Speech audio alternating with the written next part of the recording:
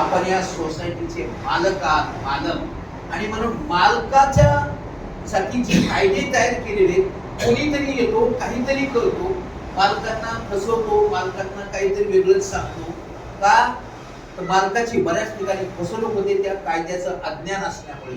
आणि ही फसवणूक होऊ नये, कारण सोसायटी रजिस्ट्रेशन झाली आपल्या पैशावर, बरोबर आहे की नाही? सोसायटी चालते आपल्या पैशावर, सोसायटीच्या मीटिंग होतात आपल्या पैशावर, बरोबर आहे की नाही? सोसायटीमध्ये कर्मचारी वगैरे काय वॉचमॅन वगैरे जे असतात त्यांना पगार कोण देतो? तुम्ही, आम्ही देतो. म्हणजे हा जो संपूर्ण खर्च होते, व्यवस्थापन सोसायटीचं चालतंय हे तुमच्या पैशावर चालतंय. आणि म्हणून तुमचे पैसे कशा प्रकारे खर्च होत आहेत, त्याच्यासाठी किती काढले पाहिजेत, कसे खर्च केले पाहिजेत, या सर्व गोष्टीबाबत सभासदांचे अधिकार काय, सभासदांची कर्तव्य काय, सभासदांच्या जबाबदाऱ्या काय, फक्त सभासदालाच अधिकार, कर्तव्य, जबाबदारी आहेत का? मॅनेजमेंट कमिटीला नाहीत का? आहेत ना. मॅनेजमेंट कमिटीला देखील त्यांचे काय अधिकार आहेत, अधिकाराबरोबर त्यांची कर्तव्य आहे, त्या कर्तव्याबरोबर त्यांच्या जबाबदारी आहेत. पण दुर्दैवानं हे एकमेकांना आपल्याला कायद्यातील तरतुदी माहित नसल्यामुळे आपल्यामध्ये काही वेळा काय होतो, काही बाबतीत गोंधळ निर्माण होतो आणि मतभेद निर्माण होतात. आणि ते मतभेद आपल्याच पातळीवर जाहीर जर नाही मिटवता आले तर आपण कुठेतरी जातो, कोर्टाकडे जातो, रजिस्टर ऑफिसकडे तक्रारी करतो, बरोबर आहे की नाही? त्या ठिकाणी गेल्यानंतर दोन्ही बाजूचा वेळ वाया जातो, पैसा वाया जातो, मनस्ताप होतो, सोसायटी मधलं संपूर्ण वातावरण बिघडतं. हे बिघडू नये. ज्या सोसायटीमध्ये आपण राहतो त्या सोसायटीमध्ये फक्त तुम्ही एकटे राहत नाहीये. सहकारी क्षेत्रामध्ये 54 पेक्षा जास्त प्रकारच्या वेगवेगळ्या संस्था आहेत. पण एक हाऊसिंग सोसायटी ही एक अशी संस्था आहे की या ठिकाणी आपलं 24 तास राहणं आहे. आणि फक्त आपलंच नाही तर आपला संपूर्ण परिवार, आपली धर्मपत्नी, आई वडील, मुलं बाळ हे सगळे त्या ठिकाणी राहतात. आणि म्हणून ह्या सोसायटी मधलं आपापसातलं जर वातावरण खराब झालेलं असेल तर त्याचे दुष्परिणाम आपल्या मुलाबाळावर होतात, आपल्या म्हणजे घरातल्या आदिशक्ती म्हणजे स्त्रियावर होतात. त्यांच्यामध्ये आपल्यामध्ये जर 2 ग्रुप तयार झाले तर त्यांच्यामध्ये 2 ग्रुप तयार होतात. आपण एकामेकाच्या पूजेला जायचं नाही, एकामेकाच्या कार्यक्रमाला जायचं नाही. लेडीज मध्ये पण तसे ग्रुप तयार होतात, मुलांच्या मध्ये तसे ग्रुप तयार होतात. असं वातावरण जर झालं तर अशा वातावरणामध्ये राहणं आपल्याला कधी कधी नकोच होतं. आणि अशी वेळ आपल्यावर येऊ नये म्हणून त्या कायद्यातील तरतुदी आपल्याला ज्ञात असणं, त्याचं माहिती असणं, त्याचे असणं आवश्यक आहे. आणि मग हे शिक्षण प्रशिक्षण कुठे मिळेल आपल्याला? शासनाची याच्या पाठीमागची भूमिका अशी आहे की बाबांनो, तुम्ही ह्या संस्थेचे मालक आहात आणि मग तुमच्यासाठी जे कायदे बनवले तेच जर तुम्हाला माहिती नसतील तर कसं काय व्हायचं? म्हणून त्याच्यासाठी शासनानं असं ठरवलं, म्हणजे हे फक्त आपल्या शासनानं ठरवलेलं नाही, जागतिक सहकार संघटनेनं ठरवलं की ज्यांच्यासाठी सहकार चळवळ राबवली जाते त्या लोकांना, मालकांना जर त्या कायद्याचे ज्ञान नसेल तर त्याला अर्थ काय? आणि सहकारी चळवळीचा जो खरा उद्देश आहे की सर्वांचं कल्याण करणं, हा उद्दिष्ट जर साध्य करायचं असेल, सर्वांना सुख शांतीपूर्ण जीवन द्यायचं असेल तर सहकारी चळवळ, सहकारी कायदे याचं ज्ञान, त्याच्या तरतुदी सर्वसामान्य लोकांना, सर्वसामान्य सभासदांना, तेच खरे देशाचे, त्या संस्थेचे मालक आहेत, त्यांना त्यांच्यापर्यंत पोहोचल्या गेल्या पाहिजेत. आणि म्हणून काय करा? म्हणून त्याच्यासाठी महाराष्ट्र राज्य सहकारी संघ म्हणजेच सर्व प्रकारच्या सहकारी संस्थांच्या सभासदांना, पदाधिकारी, व्यवस्थापन समिती सदस्य, याच्यामध्ये काम करणारे अधिकारी, कर्मचारी, या सर्वांना शिक्षण प्रशिक्षण देण्यासाठी महाराष्ट्र राज्य सहकारी संघाची स्थापना करण्यात आली. आणि त्या महाराष्ट्र राज्य सहकारी संघाला असं उद्दिष्ट ठरवून देण्यात आलं की लोक तुमच्यापर्यंत येत नाहीयेत, मग काय करा? तुम्ही लोकांच्या पर्यंत जा. आणि तुम्ही लोकांच्या पर्यंत जा म्हणजे कुठं जा? एखादी हाऊसिंग सोसायटी असेल तर त्या हाऊसिंग सोसायटीच्या परिसरामध्ये त्यांच्या तिथं पटांगण असेल, काय व्यवस्था असेल नसेल, छोटासा हॉल असेल, त्यांच्याला विश्वासात घ्या आणि त्यांना तिथं जाऊन या कायद्याविषयी माहिती द्या. म्हणजे हा आपल्या शिक्षण प्रशिक्षणाचा खरा उद्देश आहे. तुमचा आजचा वेळ, मगाशी आल्यांचं आम्हाला सरांनी सांगितलं की आमच्याकडे इथं झाड तोडायचं सकाळपासून हे चालू आहे, रविवारचा दिवस आहे, जरा आठवडाभर आपल्याला एकत्रित सगळ्या धावपळी असतात, कधी वेळ मिळत नाही. मग आज जरा दुपारी जरा थोडंसं व्यवस्थित खाऊन घेऊन जरा थोडी झोप काढावी म्हटलं तर यांनी लगेच 4 वाजता मीटिंग ठेवली. त्यांना सांगितलं काळजी करू नका, 4चा जरी टायमिंग दिलेला असेल लोकांना तरी 4:30 वाजले तरी हरकत नाही, आम्ही थांबतो. आम्हालाही तुमच्याशी इथं फक्त येऊन भाषण करायचं नाही, तुमचे आशीर्वाद तुमच्याशी सुसंवाद साधायचा आहे, म्हणून आम्ही म्हटलं आम्ही थांबतो, पण लोकांना व्यवस्थित येऊ द्या. बरोबर आहे की नाही? आणि त्याच्यासाठी ही आजचा शिक्षण प्रशिक्षणाचा कार्यक्रम हा तुमचा वेळ घालवण्यासाठी नाहीये, तर तुमच्या खऱ्या हितासाठी. आता शिक्षण प्रशिक्षण घ्यायचं म्हणजे काय? तुम्ही म्हणाल तुमचं भाषण बंद करा. आता आपण मूळ मुद्द्यावर येऊया. आता हे शिक्षण प्रशिक्षण घ्यायचं म्हणजे काय करायचं? आपल्या हाऊसिंग सोसायटीचा कोणत्या कायद्याने हे झालं, आम्हाला तेवढा वाचायला वेळ नाही. अगदी तुमच्या मताशी मी सहमत आहे. रोज उठून सकाळी आपण 7-8 वाजता बाहेर पडतो, संध्याकाळी 11 वाजता 12 वाजता, तर कधी वाचणार आपण? काय करणार? बरोबर, तुमच्या मताशी मी सहमत आहे. कायद्याचं पुस्तक वाचायला एक पुस्तक घ्यायचं म्हणलं 1000 ते 10,000 रुपये त्याची किंमत आहे. वाचायला गेलं तर ते समजत पण नाही. वकिलाला लवकर समजत नाही की तुम्हाला आम्हाला काय लवकर समजते, कुठल्या प्रश्नाचं उत्तर कुठे सापडत नाही लवकर. त्याला उपाय काय? उपाय आहे. काय उपाय आहे? तुमची हाऊसिंग सोसायटी, मग हाऊसिंग सोसायटीचा बायलॉचं पुस्तक, त्याच्यामधून तुम्हाला जेवढी अत्यावश्यक माहिती आहे तेवढी तुम्हाला मिळेलच. आता बायलॉज म्हणजे काय? बायलॉज त्याला इंग्लिश मध्ये हा शब्द बायलॉज मध्ये आहे आणि तोच मराठीमध्ये पण आहे. तो मराठीमध्ये त्याला काय म्हणायचं? उपविधी. बरोबर आहे की नाही? बायलॉज आणि उपविधी हे पुस्तक मराठीमध्ये तुम्हाला उपलब्ध होईल. कुठे उपलब्ध होईल? बाहेर बऱ्याचशा ठिकाणी ही पुस्तकच मिळत नाही. तुम्ही आम्ही नशीबवान आहे. ठाणे जिल्ह्यामध्ये ठाणे जिल्हा कोऑपरेटिव्ह हाऊसिंग सोसायटी फेडरेशनचं कार्यालय ठाणे जिल्हा मध्यवर्ती सहकारी बँकेच्या ऑपोजिट साइडला विलासिनी बिल्डिंग मध्ये पहिल्या मजल्यावर तिथं ठाणे जिल्हा कोऑपरेटिव्ह हाऊसिंग सोसायटी फेडरेशनचं कार्यालय आहे. तिथं हाऊसिंग सोसायटीशी संबंधित सर्व प्रकारचे फॉर्म, नमुने, त्याच्यानंतर हे बायलॉज, उपविधीची पुस्तकं वगैरे तुम्हाला त्या ठिकाणी विकत मिळतात. आता या पुस्तकाची किंमत काय? जास्त नाही किंमत हो, याची 142 रुपये किंमत. म्हणजे आता कदाचित ही वाढल्याची, बरोबर आहे. इंग्लिश मध्ये ज्यांना वाचायचे इंग्लिश मध्ये वाचू शकतात, ज्यांना इंग्लिश समजत नाही मराठीमध्ये वाचायचे मराठी वाचू शकतात. दोन्हीचा अर्थ जवळजवळ सारखाच आहे, बरोबर आहे. आता हा बायलॉज वाचायचा, बायलॉज वाचायला, उपविधी वाचायला देखील आमच्याकडे वेळ नाही. त्याला काय उपाय आहे का? फोन बंद करा प्लीज. बायलॉज वाचायला देखील आपल्याकडे वेळ नाही, बरोबर आहे. पण वाचल्याशिवाय तुम्हाला पर्याय नाही का? तुम्हाला वाचवायला दुसरा कोणी येणार नाही, तुम्हीच तुमच्या पायावर उभं राहिलं तर तुम्हाला वाचवायला येईल. या जगामध्ये कुणीही कुणाला वाचवू शकत नाही. ही आजची वस्तुस्थिती, सत्य परिस्थिती. आपल्यावर वेळ आली, सल्ले देत मिळतील तुम्हाला, पण प्रत्यक्ष तुम्हाला धावावं लागेल, तुम्हाला सगळं बघावं लागेल, तो प्रश्न तुम्हाला सोडवावा लागेल. आणि त्याच्यासाठी तुम्हाला त्याची माहिती असणं काळाची गरज आहे.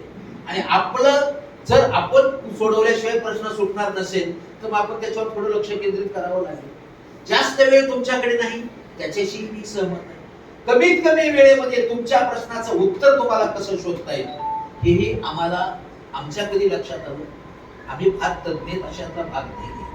आमचं दररोजचं हे कामकाज सुरू झालं. सुरुवातीला ज्यावेळेस बायलॉजची माहिती आम्ही सांगायला सुरुवात केली, सकाळी 10 वाजता बायलॉज सुरू केला एका ठिकाणी, रात्रीचे 8:30 वाजले, बायलॉज संपत नाही.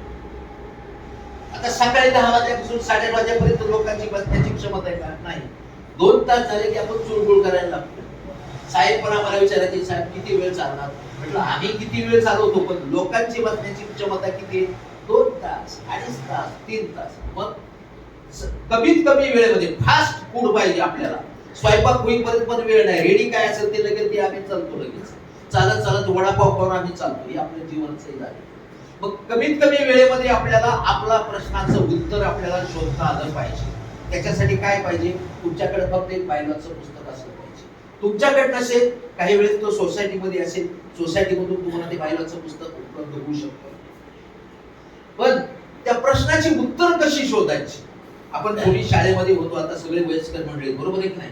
फार पूर्वी आपण 10वीला वगैरे असताना आपण काय वाचायचं? अपेक्षित प्रश्नसंच, बरोबर आहे की नाही? अपेक्षित प्रश्न म्हणजे वर्षभर ते शिकवायचे शिक्षक आपल्याला. पण आपल्या कुठं लक्षात राहायचं का? वर्षभर शिकलेलं आणि त्या 3 तासामध्ये लिहायचे परीक्षेला गेल्यानंतर. आता 3 तासामध्ये तेवढं कसं लक्षात राहणार? मग त्यावेळेस काय करायचं, आपण ते सगळं पुस्तक वाचायचं, आपण बाजूला ठेवायचं. काय अपेक्षित प्रश्नसंच घ्यायचा आणि त्याच्यामध्ये अपेक्षित प्रश्नाची उत्तरं तेवढी फटाफट वाचायची. काही त्याच्यामध्ये अगदी तज्ञ मंडळी, हुशार मंडळी होती की कुठल्या प्रश्नाचं उत्तर कुठल्या पेजवर आहे म्हणून ते कुठेतरी घेऊन जायचे. कारण कॉपी करायला सुद्धा अक्कल लागते. कुठल्या पेजवर कुठल्या प्रश्नाचं उत्तर लिहिले ती तर माहिती पाहिजे. ज्यानं कधी बघितलं नाही त्याला शोधत राहायचं आणि त्याच्यामध्ये आचोरे घेऊन त्याला कोणीतरी पकडायचं आणि त्याला बाद करून टाकायचं. म्हणजेच आपल्याला कमीत कमी वेळेमध्ये शोधण्यासाठी काय करावं लागेल, तर काहीतरी मार्ग अवलंबावा लागेल. बरोबर आहे की नाही? त्याच धर्तीवर तुम्हाला बायलॉज कमीत कमी वेळेमध्ये कसा समजावून सांगता येईल याच्यावर आम्ही विचार विनिमय केला आणि त्या बायलॉजचे काही भाग केले आहेत. कमीत कमी वेळेमध्ये मला लोकांना देता आलं पाहिजे. तर काय भाग आहेत? आता हा जो बायलॉज आहे, या बायलॉज मध्ये एकूण किती कलम आहेत? 175 कलम आहेत वेगवेगळ्या विषयावरची. बरोबर आहे? आता या 175 कलमांचे मी पहिले काय केलं, 1 ते 6 असा एक भाग केला. 1 ते 6 मध्ये तुम्हाला साधारणतः काय माहिती मिळेल? सुरुवातीला आपण एखाद्या ठिकाणी जायचं म्हणलं तर प्राथमिक माहिती असते एखाद्या वस्तूची किंवा जिथं आपल्याला जायचे त्याची माहिती असणं गरजेचं आहे ना. मग या बायलॉज मध्ये तुम्हाला प्राथमिक माहिती काय मिळेल? साधारणतः बायलॉज नंबर 1. बायलॉज नंबर 1 मध्ये काय? आता उदाहरणार्थ तुमच्या सोसायटीचं बायलॉजचं पुस्तक तुम्ही बघितलं, त्या 1 नंबरच्या बायलॉज मध्ये तुमच्या सोसायटीचं नाव असेल. ऑफिस कडून ते पुस्तक मिळालं त्याचं. म्हणजे 1 नंबर मध्ये काय असतं? ज्या सोसायटीचा बायलॉज असेल त्या सोसायटीचं त्याच्यामध्ये काय नाव असतं. 2 नंबरच्या बायलॉज मध्ये काय आहे? त्या सोसायटीचा ऍड्रेस असतो, पत्ता. आता पत्ता म्हणजे काय? जो तुम्ही तिकडे रजिस्टर ऑफिसला तुमच्या सोसायटीचं रजिस्ट्रेशन करता वेळेस जो तुम्ही पत्ता दिलेला असेल तोच पत्ता त्या बायलॉज नंबर 2 मध्ये असेल. म्हणजे तुम्हाला तुमच्या सोसायटीचा पत्ता शोधायचा तर काय बघायचं आहे? अधिकृत बायलॉजचा 2 नंबर बायलॉज. बरोबर आहे? 3 नंबर बायलॉज मध्ये काय? या बायलॉज मध्ये वेगवेगळ्या प्रकारचे शब्द आहेत. आता शब्द म्हणजे काय? ऍक्ट, त्याला मराठीमध्ये कायदा म्हणतो आपण. बरोबर आहे की नाही? आणि रूलचा त्याला मराठीमध्ये काय म्हणतो? नियम. आता ऍक्ट ची व्याख्या काय? नियमाची व्याख्या काय? आता वार्षिक सर्वसाधारण सभेला 14 दिवसाची पूर्ण नोटीस दिली पाहिजे.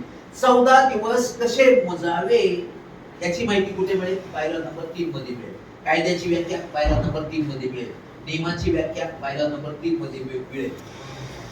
सोसायटीचं रजिस्ट्रेशन करताना मुख्य प्रवर्तक आपल्या डोक्यावरून जातात हो हे शब्द. चीफ प्रमोटर आहे का नाही? कोणाला म्हणा चीफ प्रमोटर? काय वाटकड आहे? त्याची व्याख्या तिथे मिळेल. त्याच्या सोबतच्या व्यक्तीला काय म्हणतात? प्रमोटर. बरोबर आहे का नाही? त्याची व्याख्या तिथे मिळेल.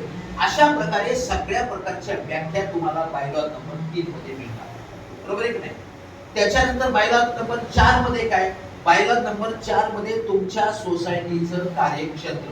उदाहरणार्थ आता आपली जी सोसायटी कुठली? राजपार्क 1 कॉपरेटिव्ह हाऊसिंग सोसायटी. आता आपली सोसायटी कुठे? बऱ्याच ठिकाणी आम्ही जेव्हा निवडणुकीला जातो आणि सोसायटीच्या मॅनेजमेंट कमिटीची निवडणूक आहे त्यांना फॉर्म भरायला सांगितलं, तिथं कार्यक्षेत्र लिहिलेलं असतं. बरोबर आहे? काही वेळा चुकून काय करतात ते लोक? कार्यक्षेत्र ठाणे. आता आपलं कार्यक्षेत्र ठाणे आहे का? नाही. आपण काय खासदार आहे का? नाही. आपण काय आमदार आहे का? नगरसेवकाचं कार्यक्षेत्र वेगळंच आहे. आपल्या सोसायटीचं कार्यक्षेत्र काय? रजिस्ट्रेशन सर्टिफिकेट वर आपल्या ज्या सोसायटीचा एरिया दिलेला असेल, सिटी सर्वे नंबर, गट नंबर, त्याच्या चतुर्सीमा दिलेल्या असतील, तेवढंच आपलं कार्यक्षेत्र. म्हणजे हे कशाच्या आधारे सिद्ध होते? कुणीतरी सांगणार अरे आमचं कार्यक्षेत्र पार्श्विक नगर आहे. पार्श्विक नगर नाही, अधिकृतरित्या आपल्या सोसायटीचं कार्यक्षेत्र काय सांगतो? Bylaws number 4. बरोबर आहे? आपल्या सोसायटीचे उद्दिष्ट काय? हाऊसिंग सोसायटी मान्य, हाऊसिंग सोसायटी आमची कुठली? राजपार्क हाऊसिंग सोसायटी. अरे पण ही सोसायटी कोणत्या कारणासाठी स्थापन झाली? तिनं काय करावं आणि काय करू नये याचं कुठं काही कायद्यामध्ये तरतूद आहे का? आहे. वाचा बायलॉज नंबर 5.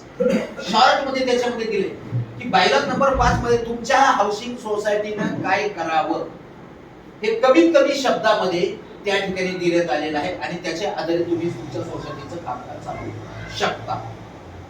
बायलॉज नंबर 6 मध्ये काय? अफिलिएशन. म्हणजे कुठेतरी तुम्ही संलग्न असले पाहिजे. काय संलग्न असले पाहिजे? समजा तुमच्याकडे ही राजपार्कची 1 आहे, कदाचित राजपार्क 2 असेल, 3, 4, 5 बऱ्याचशा सोसायटी असतील ना.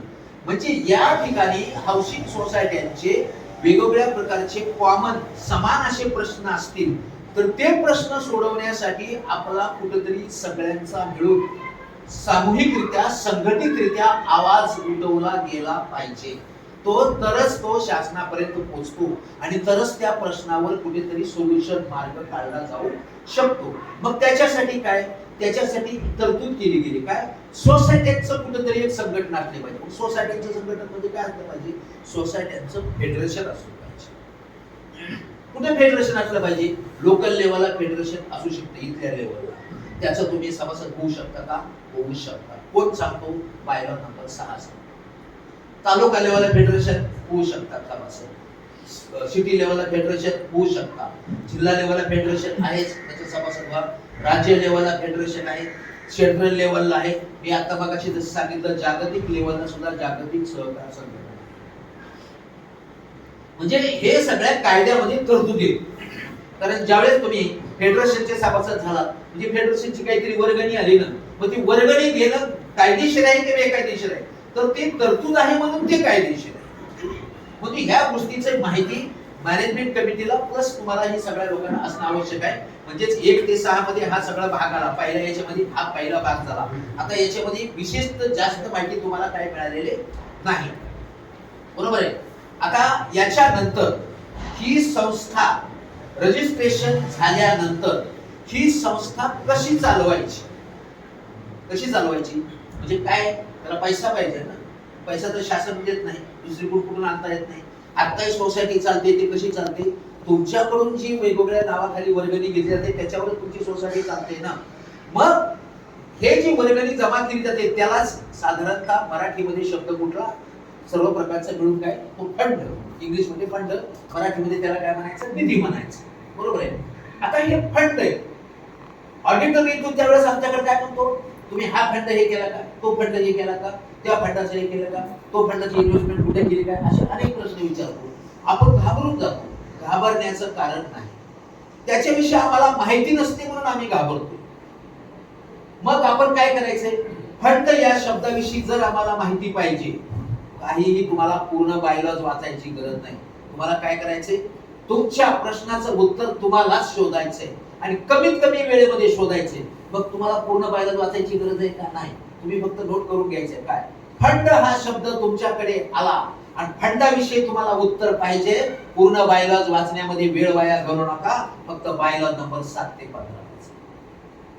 या 7 ते 15 मध्ये काय, सोसायटीनं कोणकोणत्या प्रकारचे फंड निर्माण करावेत, त्याचा विनियोग कशा प्रकारे करावा, त्याची गुंतवणूक कशा प्रकारे करावी, खर्च करत असताना व्यवस्थापन समिती म्हणजेच मॅनेजमेंट कमिटी त्यांच्या अधिकार कक्षेत किती मर्यादेपर्यंत खर्च करू शकते, त्या मर्यादेच्या बाहेर खर्च करायचा असेल तर त्याच्यासाठी कोणती पद्धत वापरावी, त्याला पूर्वमंजुरी कोणाची घ्यावी, कधी घ्यावी, कशी घ्यावी, काम करणाऱ्या लोकांच्याकडून कशा पद्धतीने त्यांच्याकडे वेगवेगळ्या प्रकारचे तुलनात्मकरित्या टेंडर कोटेशन मागवावेत, त्याच्यावर हे करत असताना, ते ठरवत करत असताना पारदर्शकपणा त्याच्यामध्ये कशा पद्धतीने ठेवावी, फंडाची गुंतवणूक करत असताना कुठे करावी.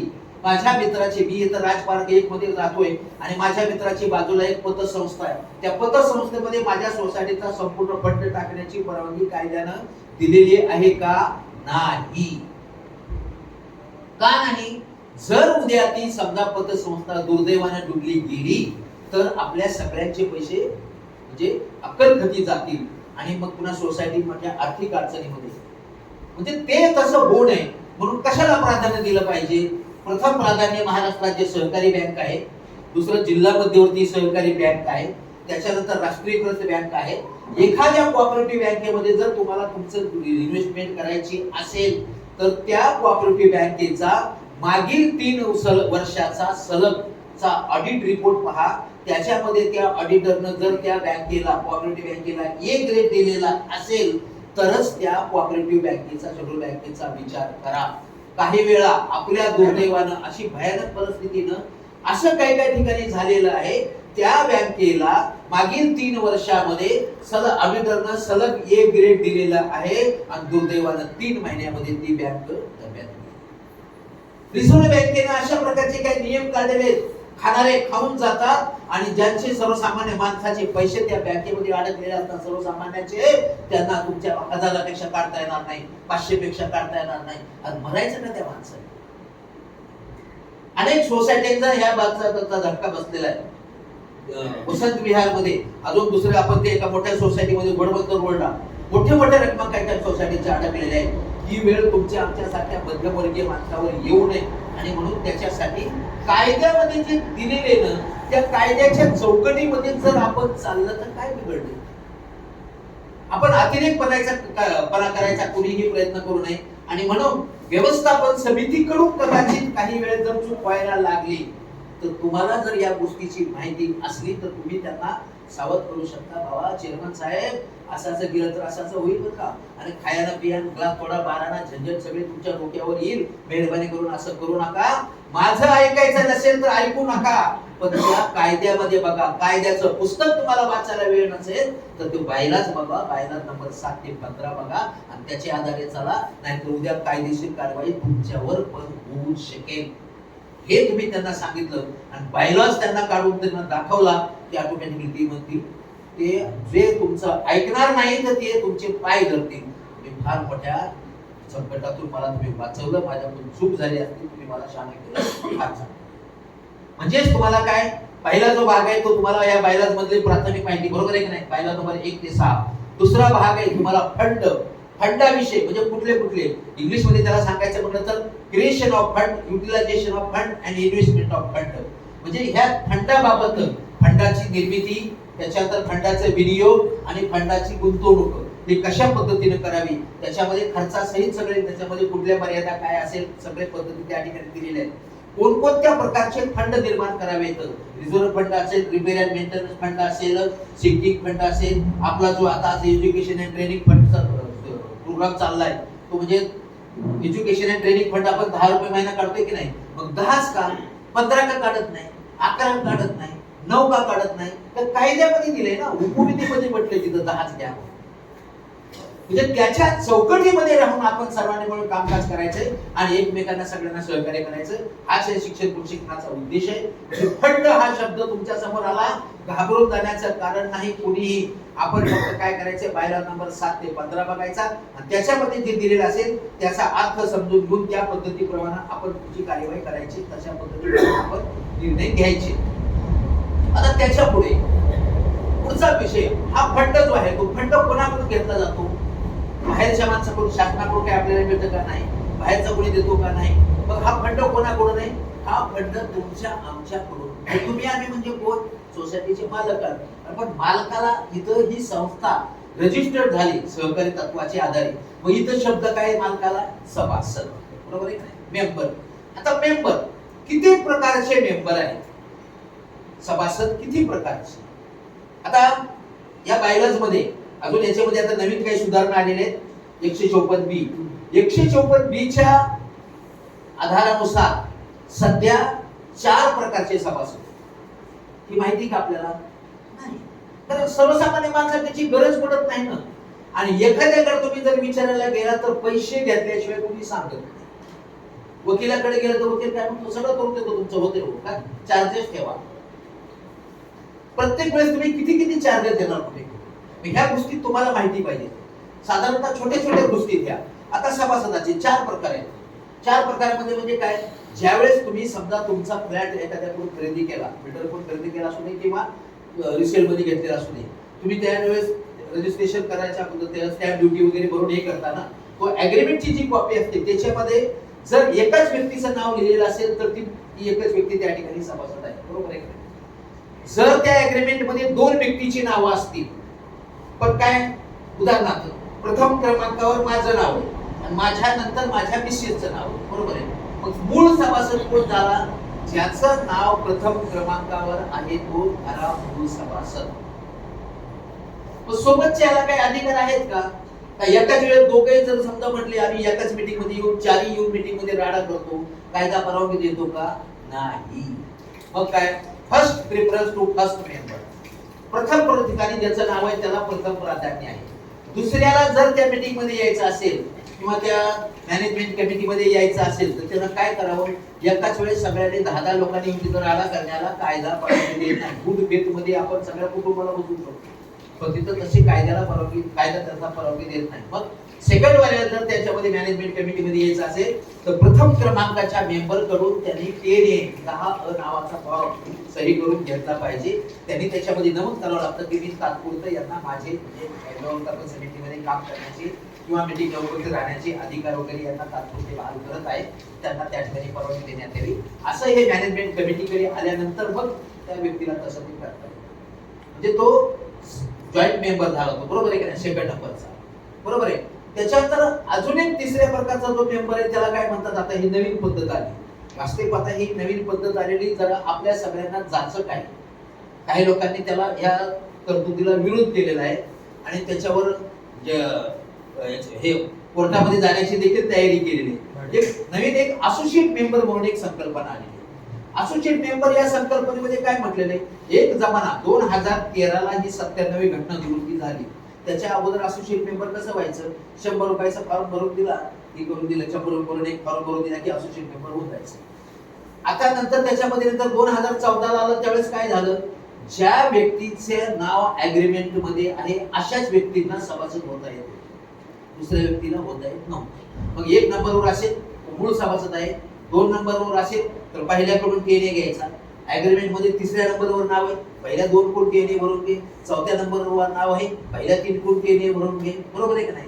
पण अशी एक संकल्पना आली की ज्याचं नाव त्या अग्रीमेंट मध्ये नाही तरी त्याला असोसिएट मेंबर सभासद करून घ्या, अशी एक संकल्पना आली. कशासाठी संकल्पना आली ती, म्हणे काही ठिकाणी गोवा की सिनियर सिटीजन आहेत वगैरे वगैरे, त्यांना इतर लोकांना काम करण्याची संधी द्यायची असते म्हणून त्याला ते अधिकार द्यायचे असतात, म्हणून त्याच्यासाठी असोसिएट मेंबर ही संकल्पना आली. काही लोकांनी त्याला विरोध केलेला आहे. आता ते पुढे जे होईल ते होईल, सध्या तरी आपण त्याच्यावर माहिती मिळतोय.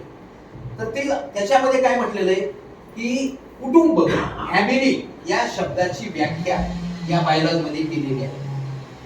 कुटुंबामध्ये कोण कोण येणार त्याची एक व्याख्या दिलेली, 154 ब जो नवीन आलेला आहे त्याच्यामध्ये पण दिलेली आहे, बायलॉज मध्ये दिलेली आहे. त्या कुटुंबाची व्याख्या जी आहे त्याच्यानुसार जर ती व्यक्ती कुटुंबाच्या व्याख्येमधला सदस्य असेल तर अशा व्यक्तीला मूळ सभासदांनी त्याला असोसिएट मेंबर करून घेण्याबाबत त्याला तशा पद्धतीचं अधिकार, कन्सेंट आणि त्या असोसिएट मेंबरनी तो असोसिएट मेंबर झाल्यानंतर यदा कदाचित तो मॅनेजमेंट कमिटीमध्ये आल्यानंतर पदाधिकारी झाल्यानंतर त्याच्याकडून काही गैरप्रकार झाला, सोसायटीचं काही आर्थिक नुकसान झालं तर त्याचं संपूर्ण वसुली माझ्याकडून करण्यात यावी असे प्रकारचं अंडरटेकिंग डिक्लेरेशन दिल्यानंतर त्याला असोसिएट मेंबर करून घेण्यात यावं, अशी एक संकल्पना. म्हणजे तो एक तिसरा प्रकार आलेला आहे. चौथा प्रकार म्हणजे काय की आता चौथा प्रकार म्हणजे प्रत्येक माणूस जन्माला आला की त्याला मरण आठवतं, एके दिवशी जायचं, कधी जाईल हे काही कोणाला कळत, बरोबर आहे. मग त्याच्यासाठी काय केलेले शासनानं ते तरतूद केलेली, काय नॉमिनीचा फॉर्म भरून द्या, बरोबर आहे. तर तो फॉर्म भरून जर दिलेला असेल, आता फॉर्म भरून जरी दिला तरी मला जर समजा 2 मुलं आहेत आणि मी एका मुलाचं नाव दिलं, समजा तिथं फॉर्म भरून दिला, बऱ्याच लोकांची त्याच्यामध्ये गैरसमज आहे. मी एखाद्या मुलाचं नाव दिलं, मी समजा गेलो तर त्या मुलाला लगेच आपण सोसायटी बोलून घेते, त्याला समजा सभासद करून घेतो. पण तो सभासद करून घेतला म्हणजे तो मालक झाला का नाही, त्याला सुद्धा फ्लॅट विकता येतो का नाही, त्याला बाकीच्या लोकांचा हक्क डावलता येतो का नाही, तो तात्पुरत्या काळासाठी तो त्याला फक्त टेम्पररी मेंबर टाइमिंग त्याला करून देण्यात यावं अशी कायद्यामध्ये तरतूद आहे. कशासाठी ती तरतूद केली गेली, त्याच्या पाठीमागचा उद्देश हा आहे की आपल्या सोसायटीमध्ये एखादी व्यक्ती मयत झाल्यानंतर त्या ठिकाणी आम्ही सगळे उपस्थित आहोत, पण जोपर्यंत सोसायटीकडे डेथ सर्टिफिकेट येत नाही तोपर्यंत ती व्यक्ती मयत झाली असं सोसायटी रेकॉर्डवर म्हणू शकत नाही. उद्या डेथ सर्टिफिकेट मागायचं तो कोणाकडे मागायचं, पत्र कोणाकडे द्यायचं, प्रत्येक महिन्याचं बिल द्यायचं तो कोणाकडे द्यायचं.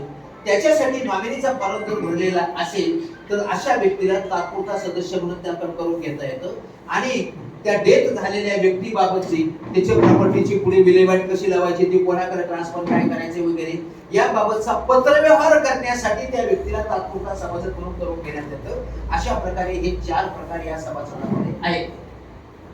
सभासद कोण होऊ शकतो? व्यक्ती होऊ शकते का? एखादा कायद्याने ट्रस्ट हे झाले असेल तर ट्रस्ट होऊ शकते. व्यक्तीसाठी काय आहे की 18 वर्ष पूर्ण झालेली असली पाहिजे, तर कायदा करण्यासाठी ते हे झालेलं असलं पाहिजे, ती दिवाळखोर नसली पाहिजे, वेडी नसली पाहिजे, अज्ञान नसली पाहिजे, बरोबर आहे नाही? त्याच्यानंतर एखादी समजा संस्था असेल, संस्था जर ती कायद्याने रजिस्टर झालेली असेल, समजा ट्रस्ट आहे समजा, तर तो ट्रस्ट कायद्यानुसार रजिस्टर झाले असेल तर ते होऊ शकतो. सरकार होऊ शकतं का? होऊ शकतं. कंपनी होऊ शकते का? ती रजिस्टर झालेली असेल कायद्यानं तर होऊ शकते. बँक होऊ शकते का? होऊ शकते. तर ते कायद्यानुसार तिला अस्तित्व प्राप्त झालेलं असावं. ते सभासद होताना त्याने कुठल्या प्रकारचे फॉर्म भरून दिले पाहिजेत, त्याच्यासोबत काय दिलं पाहिजे? उदाहरणार्थ 500 रुपये दिले पाहिजेत, 100 रुपये दिले पाहिजेत. 500च का? 550 का नाही? कारण ते कायद्यामध्ये दिले. 2014च्या पूर्वी ती रक्कम 250 होती, पण ती आता 500 केलेली आहे. विशिष्ट नमुन्यामध्ये ते फॉर्म दिले गेले पाहिजेत. त्याच्याबाबत जे काही आवश्यक असतील ते कागदपत्र दिले गेले पाहिजेत. त्याच्यानंतर सोसायटीच्या मीटिंग मध्ये तो विषय घेतला गेला पाहिजे. मीटिंग मध्ये तो विषय घेऊन त्याच्यावर निर्णय घेतला गेला पाहिजे. तो निर्णय काही ठराविक कालावधीमध्ये सोसायटीने घेतला गेला पाहिजे.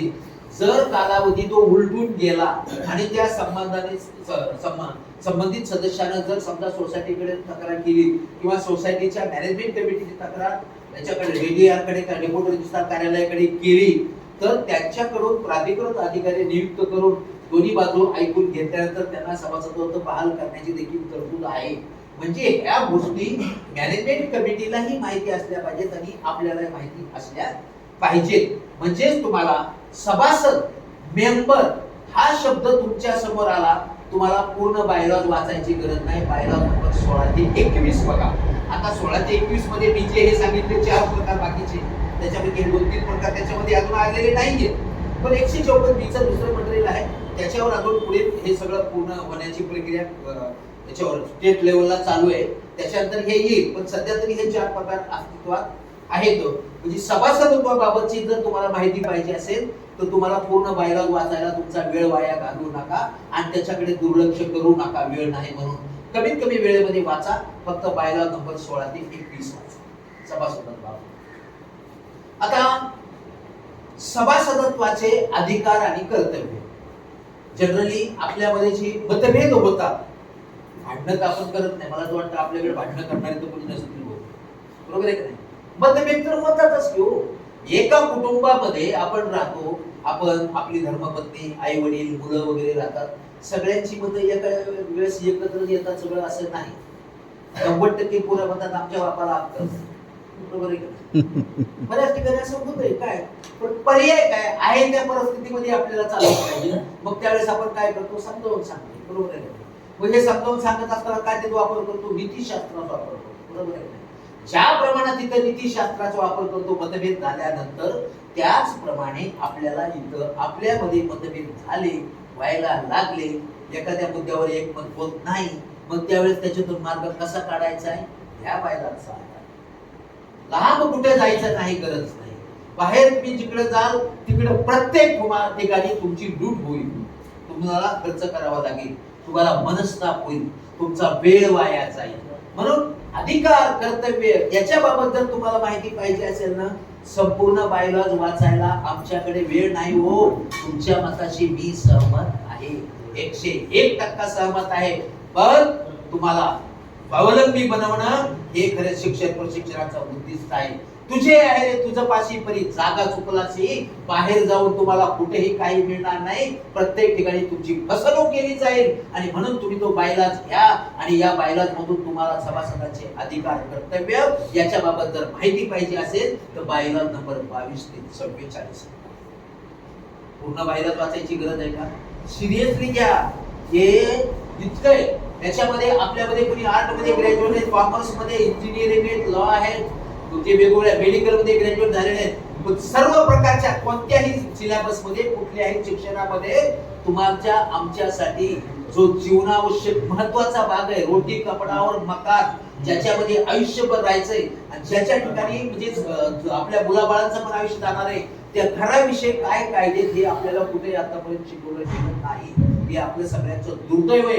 आणि म्हणून जरी ते दुर्दैव असेल तरी तुम्हाला जगणं सोडून चालणार नाही. आज तुम्हाला निदान कमीत कमी बाहेरच वाचून तुम्हाला तुमचे प्रश्न सोडवण्यासाठी सक्षम करता आलं पाहिजे, होता आलं पाहिजे. आणि ही तुमच्यामध्ये ताकद आहे, तुम्ही होऊ शकता. त्याच्यासाठी ह्या बायलाच तुम्हाला सांगण्यात येतोय. याच्यामध्ये तुम्हाला वेळ नाही म्हणून तुम्ही कमीत कमी वेळेमध्ये तुम्ही तेवढाच चॅप्टर वाचा, 22 ते 44 सभासदांचे अधिकार आणि कर्तव्य. बरोबर आहे. आता त्याच्यानंतर पुढे अधिकार कर्तव्यामध्ये काय गोष्टी येतात. मला मीटिंगची नोटीस मिळाली पाहिजे, बरोबर आहे, बिल मला मिळालं पाहिजे, हे झालं पाहिजे, मला मीटिंगला हजर राहता आलं पाहिजे वगैरे वगैरे, ह्या सगळ्या गोष्टी आल्या असेल, बरोबर आहे. काही वेळेस मला काय करावं लागतं की मला सोसायटीचं काय म्हणजे हिशोब तपासायचे वाटतं, असं बघायचं असं वाटतं, बघायचे तुम्ही बघू शकता. पण रोज उठून तर मी हिशोब बघायला लागलो तर म्हणजे आपले चेअरमन सेक्रेटरी सुद्धा ऑनररी बेसिसवर कामकाज करतात. म्हणजे त्याला म्हणजे कुठेतरी आपण मर्यादा असली पाहिजे. काही ठिकाणी माहितीच्या अधिकाराचा गैरवापर केला जातो. एका सोसायटीमध्ये अशी पोझिशन झाली ना, इतके मेल त्या चेअरमन सेक्रेटरीला पाठवायचे ना, वैतागून त्या चेअरमन सेक्रेटरीने राजीनामा दिला आणि त्या सोसायटीचा चेअरमन सेक्रेटरीच व्हायला कोणी तयार नाही. ठीक नको पण पुत्रावर काय घरच्या बायकांनी त्यांना असं सांगितलं, तुम्हाला जर सोसायटीचा सेक्रेटरी व्हायचं असेल ना, तिकडेच सोसायटीच्या ऑफिसमध्ये जॉब आपण घरी यायचं नाही, घराचा दरवाजा बंद. वैतागून केले. रात्री 12 वाजता फोन सेक्रेटरी झाला तो ऐसा मेरे को, अरे रात्री 12 वाजता तो पण बिचारा कामकाज करून घेतोय, त्याला रात्री 12 वाजता फोन करायचा, 1 वाजता फोन करायचा पद्धत आहे. काही ठिकाणी याच्या उलट परिस्थिती, सोसायटीचे चेअरमन सेक्रेटरी स्वतःला शहनशाह समजतात. काय हक नाही चल. अरे एका सोसायटीमध्ये हायफाय सोसायटीमध्ये आम्ही गेलो ना, मॅनेजरला बसायला 5-6 साडेपाच हजाराची एक्झिक्युटिव्ह चेअर, बरोबर आहे. मॅनेजर बसलेला सोसायटीचा सभासद समोर काय त्यांना सांगायचं आता आज होणार नाही चला. मॅनेजर आहे ते मालक आहे, त्यांचं जरा इज्जत ठेवणं, त्यांचा मान सन्मान ठेवणं. सिक्युरिटी वाले सुद्धा ह्याच्यापेक्षा म्हणजे विचित्रपणे वागतात. एका सोसायटीमध्ये आम्ही जाऊन सांगितलं पहिला सिक्युरिटी बदला, नाही तर ह्यांना ट्रेनिंग द्या लोकांशी कसं वागायचं. अरे एकमेकांचा रिस्पेक्ट करा रे. फक्त काय चांगलं बोला, चांगलं बोलून एकमेकांचं हे करा ना, काय त्याच्यामध्ये लागते. प्रश्न सोडवता आले पाहिजे. एका सोसायटी मधलं तुम्हाला उदाहरण सांगतो, तुमच्यासारखेच असे सिनियर सिटीजन होते, इलेक्शनला मी गेलो तिथे. त्या व्यक्तीचं वय त्यावेळेस 75 वर्ष होते, 2015. ते निवडणुकीसाठी तिथं ऑफिस मध्ये येत होते. आपल्या मधल्या त्या गल्लीमध्ये ऑफिस होतं डेप्युटी रजिस्ट्रारचं, आणि वर त्यांना ते जिने सोडून यावं लागायचं. मी बघितलं त्यांना, हे सिनियर सिटीजन ह्यांना जिने चढवून येणं बरोबर दिसत नाही. मी त्यांना सांगितलं तुमचं इथून पुढे काम असेल ना मला फोन करायचा, मी वरून खाली येईल, तुम्ही वर यायचं. गेलो निवडणुकीला त्यावेळेस 1 दिवसाचा प्रोग्राम होता निवडणुकीचा. त्यांच्याकडे ते गेले तर बरेच लोक उंचून धडाधड फॉर्म भरतात मॅनेजमेंट कमिटीमध्ये येण्यासाठी. ही व्यक्ती अत्यंत सिनियर, अत्यंत बुद्धिमान, इंग्लिशवर तेवढीच कमांड, मराठीवर तेवढीच, हिंदीवर तेवढीच, सगळ्याचे फॉर्म भरून घेतले. आणि हे व्यक्तीचा काय फॉर्म आलाच नाही. आमच्या समोर आम्ही स्कूटी सुरू केली, हे भरून आले ते भरून आले. एक रिटायर्ड एसीपी एवढ्या मोठ्या पोस्टवर राहिलेली व्यक्ती ती देखील पळत आली, मला सोसायटीचं चेअरमन व्हायचं म्हणून फॉर्म भरायला शेवटच्या क्षणाला. आणि ही व्यक्ती फॉर्म भरलाच नाही. मी म्हटलं सगळ्याचे फॉर्म आले पण सर तुमचा काय फॉर्म दिसला नाही. मला मी अरे म्हटलं यांचा फॉर्म दिसलाच नाही. मग कुणीतरी ऐकलं समोरून, ऐकल्यानंतर सगळे सभागृह उठून उभं राहिलं. 150 लोकांची सोसायटी ती, 100-125 लोक त्या मिटिंगला होते. अजून ते म्हटले नाही ह्यांचा फॉर्म नसल्यानंतर मग आम्ही काय करू, आमच्या सगळ्यांचे फॉर्म परत द्या. ते म्हटले आम्ही हेच करणार नाही, आमचे पण फॉर्म परत द्या. मी म्हटलं जरा बसा खाली.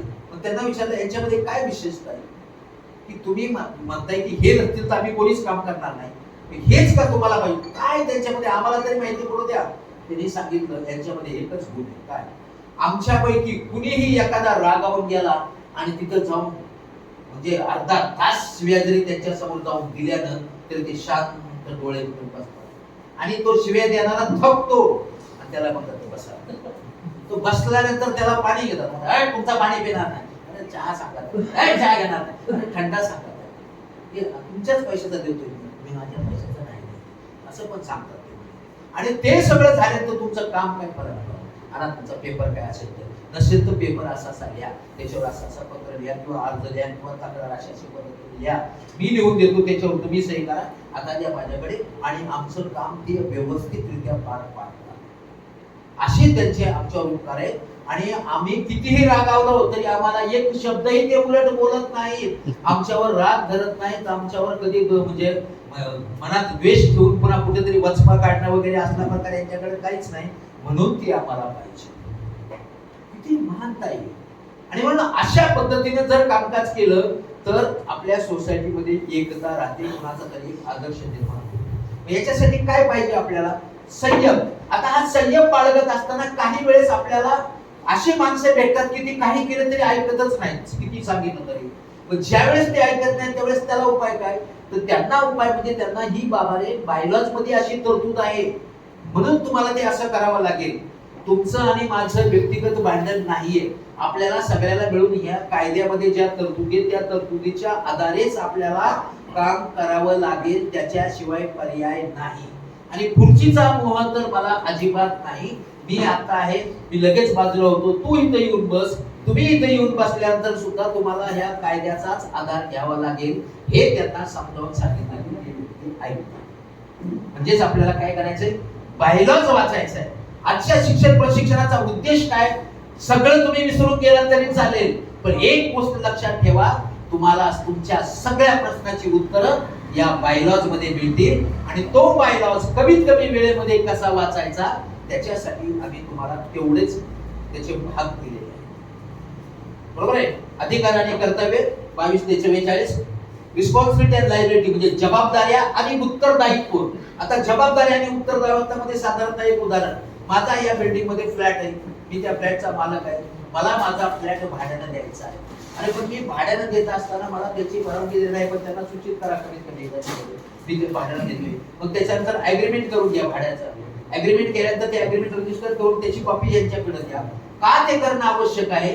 या ठिकाणी जो दुसरा माणूस येणारा आहे त्याचा आधार कार्ड, पॅन कार्ड, तो काय धंदे करतो, इथे येऊन बॉम्ब तयार करतो का, इथे येऊन दारूच्या बाटल्या आणून ठेवतो का, इथे येऊन बिअर बार काढतो का, अनैतिक धंदे करतो आणि त्याचा आजूबाजूला किती त्रास होईल, असं त्याला करू नये.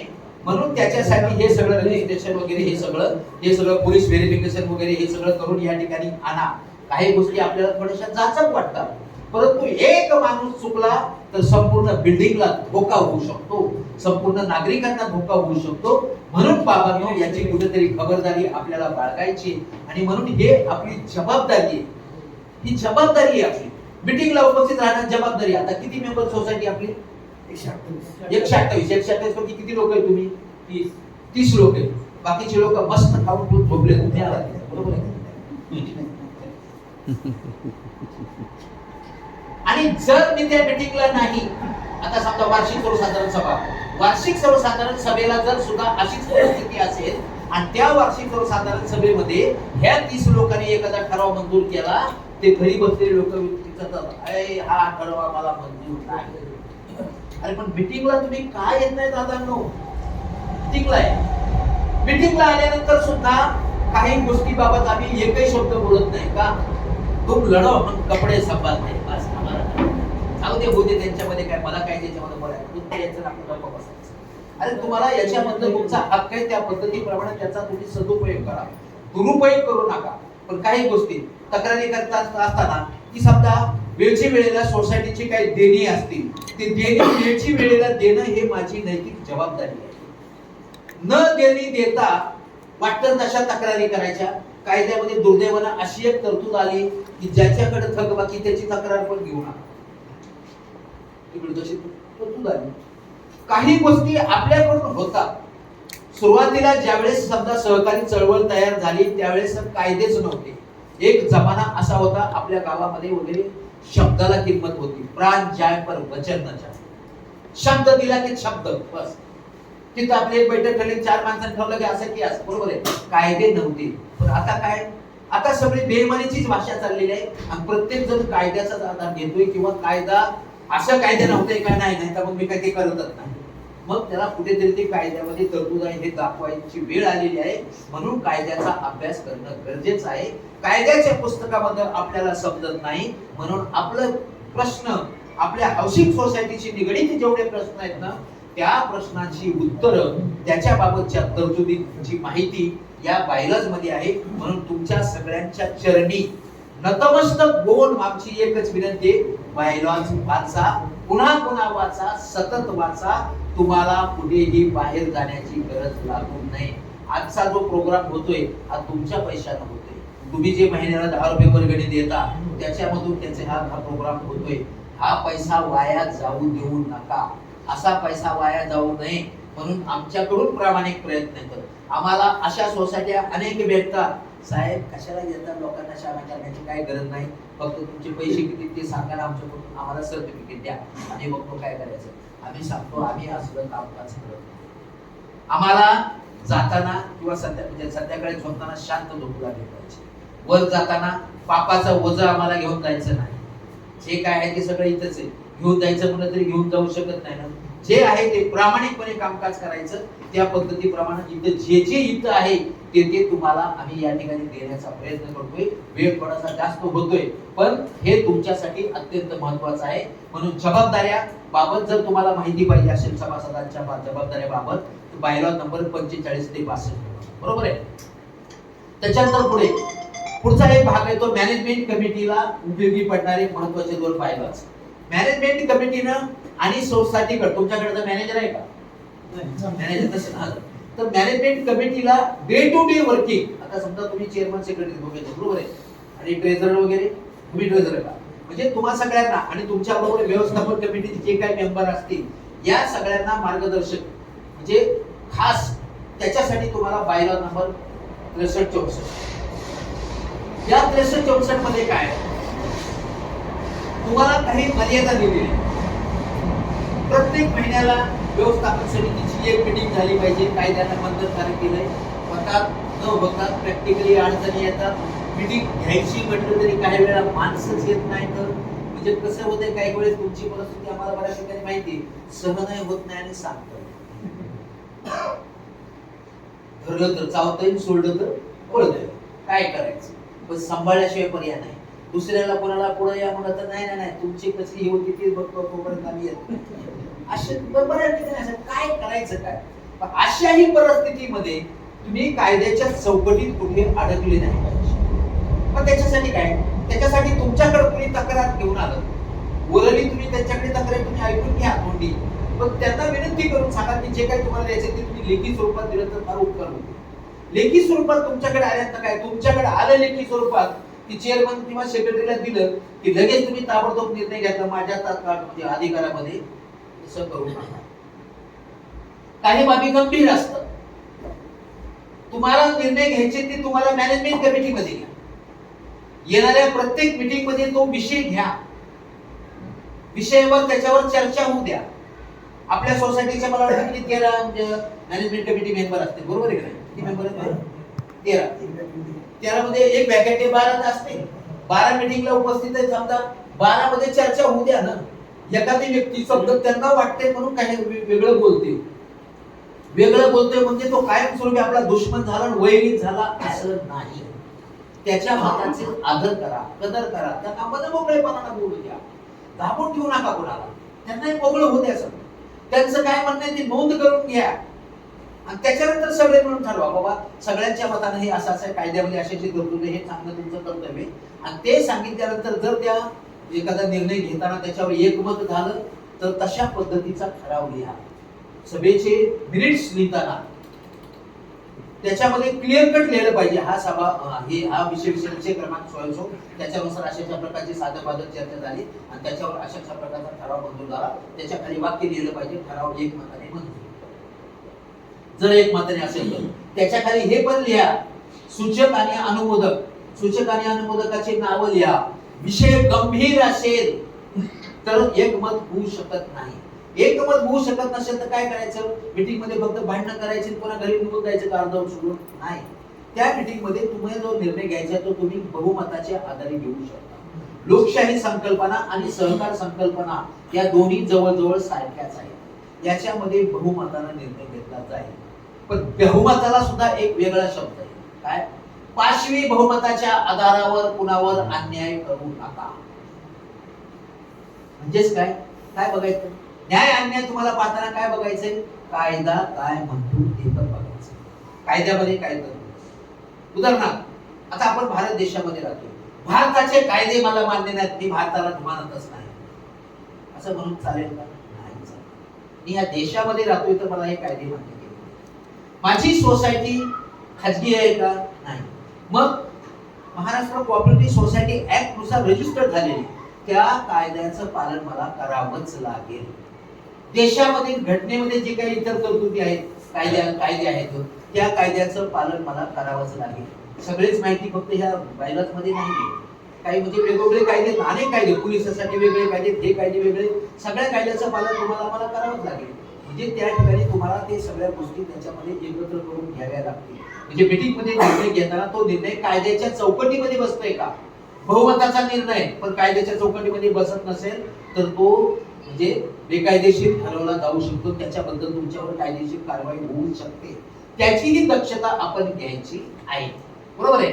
म्हणजे हे सगळं तुम्हाला बायलॉ नंबर 63-64 मध्ये तुम्हाला दैनंदिन कामकाज करत असताना तुम्हाला काही विशिष्ट कालावधी दिलेला आहे. एखाद्याचं तक्रार आली, ते इतके दिवसात हे झालं पाहिजे, त्याला इतके दिवसात उत्तर दिलं पाहिजे. ते तक्रार आल्यानंतर तक्रारच अपूर्ण स्वरूपाची, तुम्हाला त्याच्यासोबत अजून काही सप्लिमेंटरी डॉक्युमेंट्स त्याच्यासोबत पाहिजे तुम्ही त्यांच्याकडे लेखी देऊन मागू शकता. तुम्ही काहीच नाही केलं तर मात्र तुम्ही कधीतरी अडचणी देऊ शकता. कशाला अडचणी द्यायचं?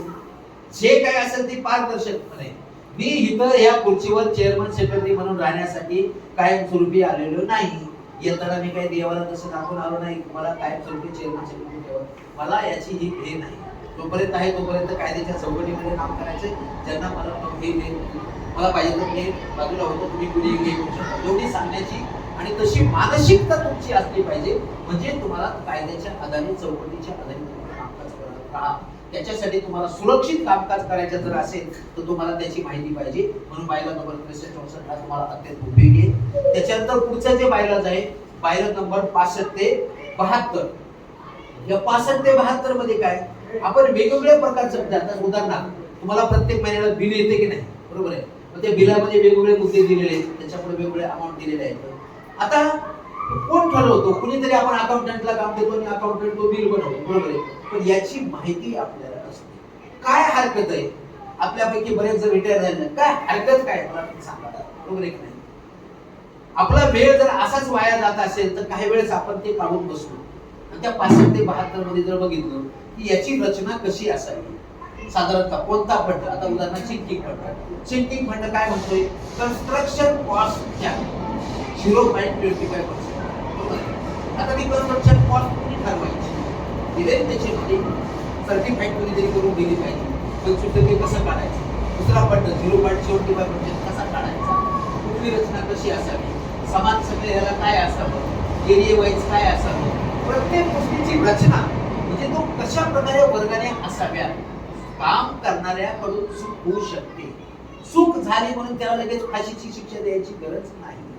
चूक निदर्शनास आणून द्या, पुन्हा ती चूक आपल्याला सुधारण्यासाठी केलं पाहिजे. कारण काय, आपण कोऑपरेशन मध्ये कामकाज करतो.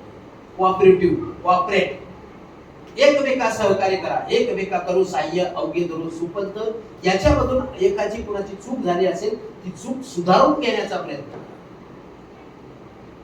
अशा पद्धतीप्रमाणे त्याची रचना कशी असेल याचं पूर्ण मार्गदर्शन तुम्हाला पूर्ण बायलॉ वाचायची गरज नाही का वाचू. पुन्हा पुन्हा जर तुम्हाला वाचायला गेलं तर तुम्हाला सुरुवातीला तुम्हाला बोर होत. पण जरा एक वेळेस असं वाचायला जर बसलं ना, असा इतका इंटरेस्टिंग सब्जेक्ट आहे ना की भल्या भल्यांना हे समजत. तो जो भल्या भल्यांना समजत नाही तो जर तुम्हाला समजला तर तुम्हाला फक्त ह्या सोसायटीमध्येच नाही, दुसऱ्या एखाद्या सोसायटीमध्ये गेला आणि तुम्हाला कुणी असाची माहिती विचारली आणि त्याच्याबाबत जर तुम्ही त्याला माहिती सांगितली या बायलांमध्ये असं आहे, तुमचा रिस्पेक्ट तिथे किती वाढेल. आम्ही काही सोसायटीमध्ये गेल्या एकाच ठिकाणी आम्ही गेलो होतो. तिथं आपल्या ठाणे महानगरपालिकेचे पूर्वीचे आताच काय पूर्वीचे उपायुक्त आम्हाला भेटले. उपायुक्त आम्हाला विचारत होते हे कसं चंदन कसं. मी त्यांना सर म्हटलं तर तुम्ही तो उपायुक्त येतो, मोठी माणसं नेहमी कबूल करतात. त्यांनी काय सांगितलं, ही जरी उपायुक्त असलो तर या बाबीचा कधी आमच्याशी संबंध आलाच नाही. वस्तुस्थिती आता एका एसीपीचं काल परवा ते म्हणजे आर्टिकल मी जे केलं होतं त्याच्यावर एसीपी सांगितलं मला, अरे आमचं ते कमी असाच प्रॉब्लेम, त्याच्यावर काय मार्गदर्शन. तुम्ही फार शिकले पण तुम्हाला ती माहिती पाहिजे असं आपण त्यांच्याकडून अपेक्षित करू शकत नाही. 250 पेक्षा जास्त ऍडव्होकेट जे नवीन नवीन मुलं तयार झालेले आहेत ना, त्यांच्यासाठी ट्रेनिंग लावली होती. ठाणे आपले कलेक्टर ऑफिस आहे, कलेक्टर ऑफिसला नियोजन भवनला 250 तिथं सगळे एलएलबी वाले मुलं होते. काय नाही त्या विचारांना माहिती हो, डिग्री घेतली बाहेर निघाले त्यांना काय विचारांना माहिती, काय दोष द्या त्यांना. त्या ठिकाणी ह्या सगळ्या आता या सहकारी संस्थाच्या निवडणूक प्रक्रियेबाबतचे लेक्चर सुद्धा आम्ही त्यांना दिलं. काही त्या पोरांना माहिती म्हणजे त्यांच्यामुळे आपण हे करू शकत नाही. म्हणजे तुम्हाला काही कळतच नाही म्हणून त्याला तुच्छ समजणं असं चूक करू नका. कारण तो आपल्या याचा भाग आहे, आपल्या दैनंदिन कामकाजाशी निगडीत नाही, त्याच्यामुळे आपल्याला त्याची माहिती नाही. तर आपल्याला त्याची माहिती करून घ्यावी लागेल आणि जेवढं तुम्ही त्याच्यामध्ये डीप मध्ये जाल त्याची तुम्हाला जास्तीत जास्त माहिती मिळेल आणि ही माहिती तुम्हाला तुमच्यासाठी उपयोगी पडेल, तुमच्या मित्रासाठी, तुमच्या नातेवाईकांसाठी, इतर सहकारी सोसायटीसाठी उपयोगी पडेल. त्याच्यामुळे तुमचा समाजामध्ये मान सन्मान आदर वाढेल, तुमचा वेळ सत्कारणी लागेल. मग कमीत कमी वेळेमध्ये वाचण्यासाठी म्हणजे तुम्हाला वेगवेगळ्या प्रकारचे जे आपण contribution living charges of society ज्याला आपण म्हणतो त्याच्याबाबत जर तुम्हाला माहिती पाहिजे असेल तर बायला नंबर 65 ते 72 बघायचं, बरोबर आहे. त्याच्यामध्ये सगळ्या प्रकारचे दिलेले की बाबा समजा थकबाकीदार असेल तर त्याला काय करावं, त्याच्यावर किती टक्केचे म्हणजे व्याज असावं. आता 21% म्हटलेले, 21% मॅक्झिमम लिमिट 21% वगैरे ह्या सगळ्या गोष्टी कायद्यामध्येच आहेत. जे कायद्यामध्ये आहे तेच बायलॉज मध्ये आलेलं आहे, म्हणून बायलॉजचं वाचन आपल्याला त्या ठिकाणी करायचं आहे. त्याच्यानंतर पुढचं जे येते की आपली सोसायटी समजा स्थापन झाली, बरोबर आहे. लिव्हिंग चार्जेस ऑफ सोसायटी 65 ते 71 मी सांगितलेलं आहे. त्याच्यानंतर इतर ज्या बाबी आहेत, आपल्या सोसायटीचं अस्तित्व, आता सोसायटीचं अस्तित्व हे काय कायद्याने निर्माण झालेलं आहे. कसं निर्माण झालं, सोसायटीला रजिस्ट्रेशन मिळालं, बरोबर आहे. रजिस्ट्रेशन मिळाल्यानंतर रजिस्ट्रेशन सर्टिफिकेट मिळालं, सर्टिफिकेट मिळाल्यानंतर ती कुठे आपल्या फाईल मध्ये पडलेली, बरोबर आहे. आता हे सर्टिफिकेट घेऊन आपण कुठे कुठे फिरणार, काय करणार.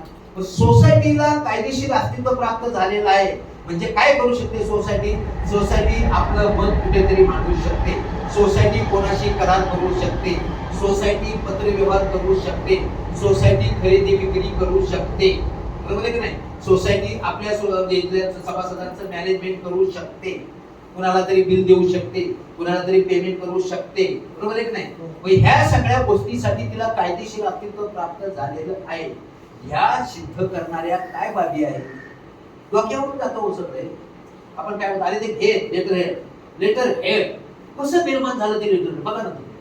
ते लेटर हेड बघा कसं आहे, सोसायटीचं जे नाव रजिस्ट्रेशन म्हणून आपल्याला आलं असेल तेच नाव त्याच्यावर, त्याच्यावर रजिस्ट्रेशन नंबर आहे, त्याच्यावर डेट आहे, त्याच्यावर साल आहे, बरोबर आहे की नाही. तसं फक्त पत्र आहे ते रजिस्ट्रेशन जे लेटर हेड आहे, फक्त लेटर हेड आहे म्हणजे ते सोसायटीचं अधिकृत मत आहे का नाही. त्याच्यावर आपण अरे घे ते शिक्का आणि मार त्याच्यावर गोल शिक्का, तो गोलच का काय कळत नाही, डोक्याच्या आपल्या आवाक्याच्या बाहेरच.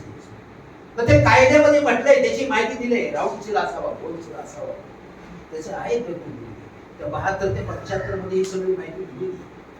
ज्यावेळेस त्या सोसायटीचं एखादं लेटर हेड असेल, त्या लेटर हेडवर दुसऱ्या तिसऱ्याने कुणीतरी काहीतरी टाईप केलं आणि तिसरीकडे ठिकाणी ते लेटर पाठवून दिलं आणि त्याच्याबाबत तुम्हाला काही नोटीस आली, तुम्ही तिथे जाऊन ते खात्री करू शकता की आमच्या सोसायटीचं लेटर हे अधिकृत आहे की नाही. त्या सोसायटीच्या लेटर हेडवर ज्यावेळेस तो राऊंडशील असेल, पदाधिकाऱ्यांचा आडवा स्टॅम्प असेल आणि पदाधिकाऱ्यांच्या त्याच्यावर अधिकृतरित्या सिग्नेचर असतील, त्यावेळेस ते सोसायटीचं अधिकृत ओपिनियन आहे, अधिकृत मत आहे, अधिकृत पत्रव्यवहार आहे. म्हणजे सोसायटीला अधिकृतरित्या सिद्ध करण्यासाठी, अधिकृतता सिद्ध करण्यासाठी कुठली चिन्ह येते, राऊंडशील, लेटर हेड, पदाधिकाऱ्यांचे सिग्नेचर वगैरे, स्टॅम्प, या सगळ्या गोष्टी आहेत. याची देखील माहिती त्या पायऱ्या नंबर 72 ते 75 मध्ये आहे. त्याच्या पुढे नंतर आता आपल्या बिल्डिंगला किती वर्ष झाली, 32 वर्ष. हा तुमच्यासाठी महत्वाचा मुद्दा. आता तुम्ही सगळे म्हणजे जाणकार आहात, तुम्ही 32 वर्ष म्हणजे आमच्यापेक्षा जास्त हिवाळ्या पावसाळ्यात तुम्ही बघितले, तुम्ही काही कच्चे नाही. बायलॉज मध्ये काय आहे, आता पुढे स्ट्रक्चरल ऑडिट हा आपल्याशी निगडीत मुद्दा आलाच आहे. स्ट्रक्चरल ऑडिट कोणाकडून करून घ्यावे, कसे करून घ्यावे, कधी करून घ्यावे, या सगळ्या प्रश्नाची उत्तर कुणीतरी सांगतोय. एखादा व्यावसायिक प्रोफेशनल माणूस तो त्याच्या फायद्यासाठी काहीतरी सांगत असेल, मी कदाचित वेगळं सांगत असेल, मला तुमच्याकडून 4 पैसे मिळाले, मी काहीतरी चुकीचं पण सांगेल नाही, पण मी सांगतोय ते बरोबर आहे का हे तुम्ही खात्री करून कधी घेऊ शकता, तुम्ही त्या कायद्यामध्ये काय तरतुदी त्या पाहू. मग स्ट्रक्चरल ऑडिट बाबत जर माहिती पाहिजे, काहीच आमच्या कानावरून झालं म्हणजे आतापर्यंत हे विषय कधी आमच्या कानावर पडलेच नाही, काय भानगडे हे काय काय कळत नाही.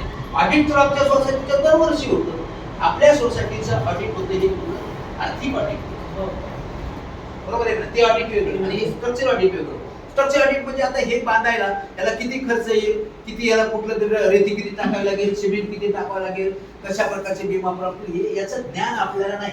या क्षेत्रामधले जे तज्ञ आहेत त्यांनाच ते ज्ञान आहे.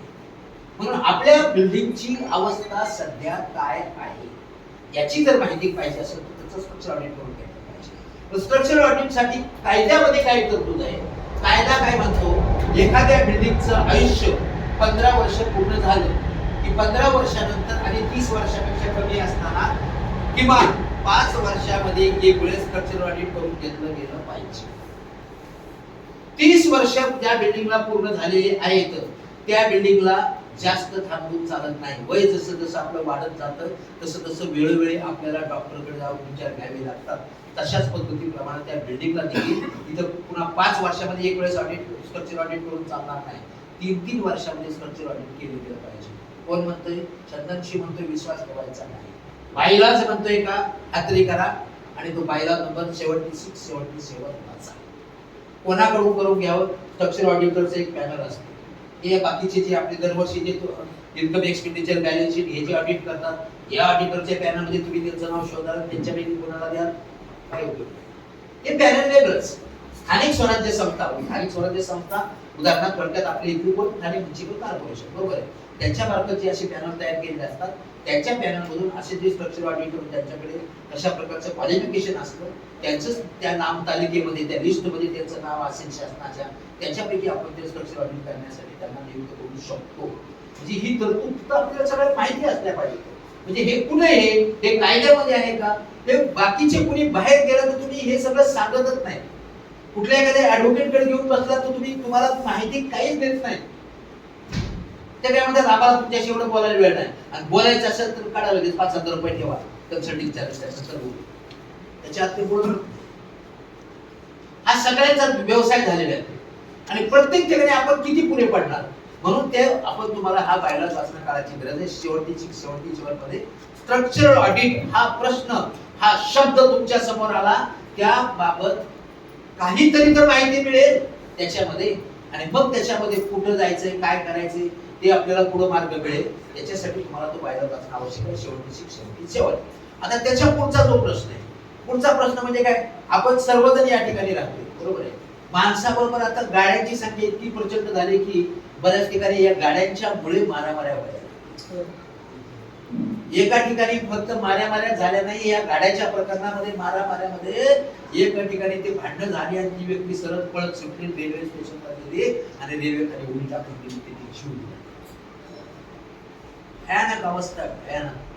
एका ठिकाणची उदाहरणं जर ऐकायला गेलं तर फार वाईट वाटतं. अरे बाबा, काय आपल्या शिक्षणाचा उपयोग आहे, फार विचित्र झालंय सगळं काम. अशा परिस्थितीमध्ये आपण असा जर विचार केला की आमच्याच सोसायटीमध्ये सर वाईट माणसे म्हणून ही सोसायटी सोडतो मी आणि दुसऱ्या सोसायटीत जातो. दुसऱ्या सोसायटीत गेल्यानंतर तिथं बघितलं तर ती याच्यापेक्षा बेकार तिथं जातो. म्हणजे आहे त्या ठिकाणीच रणांगण सोडून जाऊ नकोच, आहे त्या ठिकाणीच दुश्मनीला दोस्तीमध्ये तुम्ही बदल करू शकता. त्यांना योग्य मार्गानं, योग्य प्रकारे, योग्य शब्दामध्ये आणि कायद्याचा आधार घेऊन जर तुम्ही त्यांना समजावून सांगण्याचा प्रयत्न केला, आज नाही, उद्या नाही, परवा कधीतरी ते मतभेद मिटू शकतात. मतभेद वाढवण्यापेक्षा मतभेद मिटवण्यामध्ये जो मोठेपणा आहे ना, तोच खरा माणूस. वाढवण्यामध्ये मजा. आणि त्या दृष्टिकोनातून जर आपल्याला प्रयत्न करायचा असेल तर पार्किंगच्या समस्येबाबत पार्किंगचं धोरण कुणी ठरवावं, कसं ठरवावं, काय आहे त्याच्या बाबत कायदा काय म्हणतो, माझ्यावर अन्याय होतोय का न होतोय, होत असेल तर बाबा मॅनेजमेंट कमिटी काय म्हणते, मग त्याच्यासाठी बायलॉज काय म्हणते, बायलॉज मध्ये काही दिलंय का. काही मुद्द्याबाबत आम्हीही 100% समाधानी नाही, आम्हीही नाहीत ना. पण शेवटी हे बनते कुठं?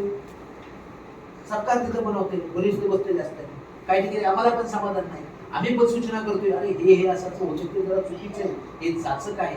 सगळ्याच गोष्टी आमची ऐकल्या जातात असं नाही, आमचा आवाज तिथपर्यंत पोहोचत नाही. आम्हाला तर बोलायला खरं मर्यादा असतात. का तुम्ही आम्हाला सांगता काय शांतपणा शिकवणार? तुम्ही बोलू शकता, आणि तुम्ही बोलू शकता म्हणून तुम्ही ते मालक आहे. खरा फंडामेंटल राईट, मूलभूत अधिकार तो तुमचा आहे, म्हणून तुम्हाला ते बोलण्याचे अधिकार दान केलेले आहेत घटनेनं. कायद्यामध्ये देखील तुम्ही बदल सुचवू शकता, करून घेऊ शकता, पण त्याच्यासाठी तुमची संघटित शक्ती, आवाज. मग पार्किंग बाबतची सध्याची जी तरतूद आहे ती कशी आहे की म्हणजे बायलाज मध्ये कुठल्या बायलाज मध्ये? बायलाज नंबर 78 ते 84 शेवट बरोबर आहे. दुसरीकडे तुम्हाला पूर्ण बायलाज वाचायला ते बघायची गरज नाही. 100% तुम्हाला समाधान मिळणार नाही. 100% समाधान तर मला वाटतं आजपर्यंतचा कुठलाही नेता घेऊ शकलेला नाही. आणि भगवंताकडे प्रार्थना केल्या तर भगवंत पण म्हणतो 100% तू म्हणशील तसं होणार नाही. शेवटी मला पण काही अधिकार आहेत का नाही? भगवंत पण म्हणणार नाही. माझा काही अधिकार आहे का? तसं 100% सॅटिस्फॅक्शन मिळणार नाही, पण काहीतरी तुम्हाला जे आहे त्याच्यामध्ये समाधान मानून तुम्हाला तुमचा मार्ग काढावा लागेल. त्याच्या पुढे जर जायचं असेल आपल्याला, तर आता हे सगळं तुम्ही चांगल्या पद्धतीने कामकाज करता, बरोबर आहे की नाही? पण हे सगळं कामकाज करत असताना हे कुठेतरी पेपरवर आलं पाहिजे. तोंडी याला काय, कारण कोर्टामध्ये ज्यावेळेस जातो ना आपण, त्यावेळेस तिथं काय म्हणतात की पेपर तुमचे काय बोलताय, पुरावा, कागदोपत्री पुरावा काय महत्वाचा आहे तो. मग कागदोपत्री पुरावा याच्यासाठी अजून एक हे धरलेले काय की मॅनेजमेंट कमिटी जे डे टू डे वर्किंग करते कशाच्या आधारे करते? कुठेतरी त्यांनी ते धोरणात्मक निर्णय ठरवावे लागतात. हे धोरणात्मक निर्णय कुठे ठरतात? मीटिंग मध्ये. मीटिंगलाच मराठीमध्ये काय म्हणतात? सभा, बरोबर आहे की नाही? मॅनेजमेंट कमिटी 364 दिवस कामकाज करते, पण मॅनेजमेंट कमिटी तुमच्या सगळ्यांची कोण आहे? ट्रस्टी, विश्वस्त आहे. तुम्हाला हिशोब देण्यास बांधील आहे. म्हणून वर्षामधून एक वेळेस सर्व सभासदांची सर्वोच्च असणारी वार्षिक सर्वसाधारण सभा होते, आणि त्या वार्षिक सर्वसाधारण सभेच्या मध्ये व्यवस्थापन समितीच्या कडून वर्षभर केलेलं जे काय त्यांच्याकडे काय काय किती रक्कम आली, त्याच्यामध्ये कोणकोणत्या कारणासाठी किती खर्च झाली, किती मीटिंग झाल्या, कोणकोणते रजिस्टर वगैरे काय, याचा सगळा लेखाजोखा, इन्कम एक्सपेंडिचर बॅलन्स शीट, त्याचं एका त्रयस्थ व्यक्तीकडून ऑडिट करून घेऊन त्या ऑडिट रिपोर्ट सहित तुमच्या समोर सादर केला जातो. त्याचं कारण हे म्हणजेच हे कुठेतरी काय आलं पाहिजे? हे मीटिंग मध्ये आलं पाहिजे. मीटिंग मध्ये, वार्षिक सर्वसाधारण सभेमध्ये जर एखादा धोरणात्मक निर्णय तुम्ही घेतला तर त्या निर्णयाची अंमलबजावणी यांनी करायची, बरोबर आहे की नाही? म्हणजे अशा तरतुदी याच्यामध्ये आहेत. मग सभा हा शब्द आला, मीटिंग हा शब्द आला की तुम्हाला पूर्ण बाहेर जायचं, कुठं शोधायचं? सभेचे किती प्रकार आहेत? वार्षिक सभा आहे, वार्षिक सर्वसाधारण सभा आहे, विशेष सर्वसाधारण सभा आहे, बरोबर आहे. सुरुवातीला आपली समजा बिल्डिंग ज्यावेळेस तुमची तयार झाली आणि सुरुवातीला तुम्ही सोसायटी तुमची रजिस्टर झाल्याबरोबर सुरुवातीला 2-3 महिन्यामध्ये जी पहिली सभा होती तिला पहिली वार्षिक सर्वसाधारण सभा बोलली जाते. ती सभा कशी असते, काय असते, सभेची विषय पत्रिका कशी असावी, सभेचं कामकाज कसं असावं, सभेचा अध्यक्षस्थान कोणी स्वीकारावं, सभेची नोटीस किती दिवसापूर्वीची असावी, सभेमध्ये निर्णय कसे घेतले जावे, या सर्व बाबत, सभेचे मिनिट्स किती दिवसानंतर हे करावेत, कधी लिहावेत, काय करावं, काय काय हे सभा झाल्या तो कोणकोणत्या बाबीचे ते विवरण आहे म्हणजे रिटर्न्स ऑफिसला सादर करावे, सभेचा विषय क्रमांकाची अनुक्रमणिका कशी असावी, एखादा गंभीर विषय असेल तर तो आयत्या वेळेचा विषय म्हणून घेता येतो का नाही, तर का नाही, विषय पत्रिकेवरच का असला पाहिजे, मिनिमम कोरम किती असला पाहिजे, कोरम पूर्ण होत नसेल तर किती काळासाठी सभा तहकूब करावी, त्याच्यानंतर पुन्हा सभा तहकूब केली सुरुवात झाली तर त्याच्यासाठी पुन्हा कोरमची आवश्यकता असते का? या सगळ्या बारीक सारीक प्रश्नांची उत्तर तुम्हाला मीटिंग आणि सभा या शब्दामध्ये जर तुम्हाला शोधायची असतील तर तुम्हाला पूर्ण बायलॉज वाचायची गरज नाही. बायलॉज नंबर 85/109, बायलॉज नंबर 185 ते 109, याच्यामध्येच ह्या सगळ्या प्रश्नाची उत्तर तुम्हाला त्याच्यामध्ये मिळणार आहे. बरोबर आहे. म्हणजे सभेचे तुम्हाला माहिती त्या ठिकाणी मिळाली. आता तुमच्या सोसायटीचं मॅनेजमेंट, व्यवस्थापन, ऍडमिनिस्ट्रेशन कसं चालवावं, तुमच्या सोसायटीचं व्यवस्थापन, मॅनेजमेंट, ऍडमिनिस्ट्रेशन कसं चालवावं म्हणजे काय करावं की सोसायटीला जी मॅनेजमेंट कमिटी कामकाज करते ती मी मगाशी सांगितलं बाधित कोणाला आहे, वार्षिक सर्वसाधारण सभेला. याचा पुनरुच्चार बायला नंबर 110 करतोय. त्याच्यानंतर या सोसायटीचं बँक अकाउंट कुठे ऑपरेट करावं, कुणी कसं ओपन करावं, कुणी ऑपरेट करावं, सोसायटीची मॅनेजमेंट कमिटी किती लोकांची असावी, त्याचे टेबल दिले तिथे. 100 लोकांपर्यंतची जर सोसायटी असेल तर 11 लोकांची मॅनेजमेंट कमिटी असावी. 200 लोकांपर्यंतची सोसायटी असेल तर 13 लोकांची मॅनेजमेंट कमिटी असावी. त्याच्यापुढे 300 पर्यंत 15, त्याच्यापुढे 17, त्याच्यापुढे 19 असे मॅनेजमेंट कमिटीची रचना. मॅनेजमेंट कमिटीमध्ये काय असावं, 6 from open category, 2 seats are reserved for ladies, 1 seat is reserved for SC ST, 1 is for OBC and 1 is for VJT SBC. म्हणजे असं रिझर्वेशन वगैरे हे सगळं आहे. या सगळ्या तरतुदीची सगळी माहिती त्याच्यामध्ये दिलेली आहे. मॅनेजमेंट कमिटीचा कार्यकाळ किती वर्षाचा असावा, 5 वर्षाचा असावा. कधी त्याची निवडणूक प्रक्रिया सुरू करावी, मॅनेजमेंट कमिटीचा सदस्य बनण्यासाठी त्याची पात्रता काय आणि कोण अपात्र नाही याची माहिती आहे का, आहे. त्याच्यामध्ये सगळी दिलेली आहे. नवीन कमिटी निवडून आल्यानंतर जुनी कमिटी त्यांच्याकडे 4 जण द्यायला तयार होत नाही, देतच नाही. काही ठिकाणी अशा भांडणं मला काय कशा पद्धतीने त्यांना किती दिवसामध्ये 4 जण दिला गेला पाहिजे, का दिला गेला पाहिजे, नसेल देत त्याच्यावर काय करता येतं, या सगळ्या बाबतची माहिती. त्याच्यानंतर मध्ये बोलू नका, प्लीज बोलू नका. त्याच्यानंतर काही वेळेस सोसायटीच्या मॅनेजमेंट कमिटीमध्ये आपसामध्ये 2 पक्ष असतात. तिथं काय होतं माहिती, एक सत्ताधारी पक्ष आणि एक विरोधी पक्ष. सत्ताधारी पक्ष स्वतःला मंत्री समजतो, एक जण मुख्यमंत्री, एक जण अर्थमंत्री, एक जण फलाना मंत्री, आणि जे ज्यांच्याकडे पद नाहीत ना ते विरोधी समजतात. मग काय करतात, जसं अधिवेशनामध्ये फक्त बुद्धीच मांडत राहायचं, कामच नाही करू द्यायचं, असले प्रकार त्या मीटिंगमध्ये चालू. कामकाज करणं मुश्किल होतं, निर्णय घेणं मुश्किल होतं. काही ठिकाणी परिस्थिती अशी असते, चेअरमन, सेक्रेटरी, ट्रेझरर खुर्च्या उचलतात, खुर्च्या ठेवतात, कामकाज करतायत, आणि त्यांच्या सोबतचा मॅनेजमेंट कमिटी मेंबर जो वर्षभर वेगवेगळ्या मीटिंगमध्ये हजर असतो, तोच वार्षिक सर्वसाधारण सभेला समोर बसतो आणि त्या दिवशी तोच प्रश्न विचारतो. चुकीचं आहे. मॅनेजमेंट कमिटीच्या मेंबरने त्यांचे जे काय मत असतील ते विरोधी जरी असतील तरी पदाधिकाऱ्यांनी त्यांच्या त्या मेरिट्स मध्ये मंथली मीटिंगमध्ये नोंद करून घ्यायचे. त्यांच्या मताचा तुम्ही हे आदर करायचा आहे, पण निर्णय घेताना एक मताने किंवा बहुमताने घ्यायचे. काही ठिकाणी काय, एका ठिकाणी असं ठाण्याला एक असं उदाहरण होतं, निवडणुकीसाठी त्यावेळेस आमच्या पुण्यावरून ऑर्डर यायच्या, निवडणुकीसाठी ऑर्डर निघाली आणि तिकडे पत्र देऊन टाकलं. पत्र देऊन टाकल्यानंतर सेक्रेटरी वगैरे बोलले की म्हणजे आम्ही सेक्रेटरी दुसरे 2-3 कमिटी मेंबर आले, आम्ही हे करून देतो, ते लिस्ट वगैरे बनवतो, मेंबर लिस्ट वगैरे सगळं. एके दिवशी चेअरमन साहेब आले, ते बोलले आमच्या सोसायटीत आलं तर तलवारीने घेतला. तलवार म्हणजे यायचं नाही, ऑर्डर्स कॅन्सल करून घ्या, कशाला घेतलं ऑफिसला पण आले भेटायला. असं नाही तसं एक काम करा, सगळं बोलून तिकडे ऑर्डर कॅन्सल नाही, झेंझेट नाही, उगे झेंझेट तुमचं माझं कशाला उगाच काय नाही, अशी यायची जायची वगैरे ते सगळं हे झालं. शेवटी मी काय ती व्यक्ती ऐकल्यानंतर पुन्हा अजून ती वेगळीच व्यक्ती आल्यानंतर मी त्यांना अशी कडकडून मिठी मारली. म्हटलं आम्हाला ते निवडणूक नाही, पण आम्हाला तुम्ही जीवन खायला. कारण का या मानसिकतेमध्ये तुमचा बीपी एवढा वाढायला लागला की मला असं वाटलं की तुम्हाला आठवतं, अरे सोसायटी असल्या 50 उभा करू, तुम्ही म्हटलं काय अध्यक्ष पदाचं घेऊन बसतायत, तुम्ही जर गेले तर पाठीमागं त्या बायका पोरांचं काय व्हायचं. मला ते सोसायटीची निवडणूक नको, पण मला तुम्ही हव्यात, चला आपण खाली चहा घेऊ. आणि त्यांना खाली आणलं, त्यांना चहा वगैरे मारला.